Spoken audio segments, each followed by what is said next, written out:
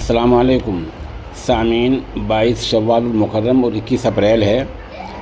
ख़बर का उन्वान है, उत्तर प्रदेश के देवरिया में भी मेरठ जैसा कत्ल हादसा पेश आया है, जहाँ खातून ने अपने प्रेमी के साथ मिलकर सऊदी अरब से वापस आए शोहर का कत्ल कर दिया है।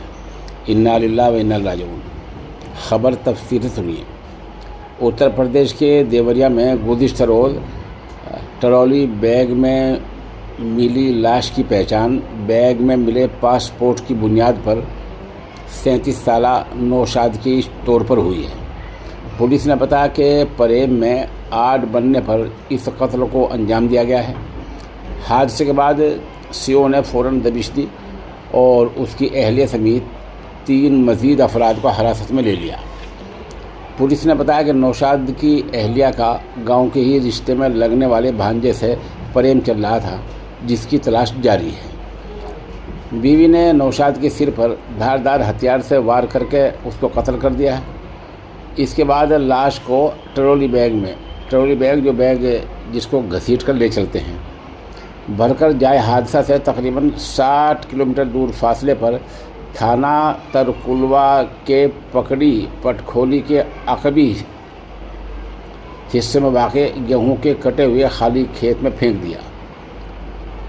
थाना माइल इलाके के गांव भटोली के रहने वाले नौशाद ने गांव के बाहर अपना मकान बनाया था, जहां 9 साला बेटी ज़ौजा और बूढ़े वालिद अली अहमद रहते हैं। नौशाद सऊदी अरब में नौकरी करता था और 10 दिन पहले ही गांव में वापस आया था। कत्ल के बाद जिस ट्रॉली बैग में लाश को भरकर फेंका गया था, उसे नौशाद सऊदीया से लाया था। कत्ल के बाद ज़ौजा ने प्रेमी के साथ मिलकर लाश को 60 किलोमीटर के फासले पर फेंका था। बताया जा रहा है कि जब अहलिया और वो प्रेमी लाश को ले गए तो 4 पहिए गाड़ी का इस्तेमाल किया गया था। फिर इतवार के दिन एक किसान गेहूं कटवाने के लिए मशीन लेकर खेत में पहुंचा था, तो बराबर वाले खेत में बैग पर निगाह डाली। उसने फ़ौरन पुलिस को मुत्तला किया। पुलिस वहाँ टीम के साथ पहुंची और बैग देखा।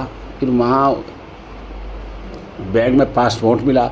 उस पासपोर्ट की बुनियाद पर पुलिस नौशाद के गांव पहुंच गई, जहां दूसरे ट्रॉली बैग पर खून के छींटे मिले, जिसके बाद पुलिस ने अहलिया को हिरासत में ले लिया और पूछताछ में उसने गाँव के ही एक नौजवान के बारे में बताया, जो रिश्ते में उसका भांजा लगता है।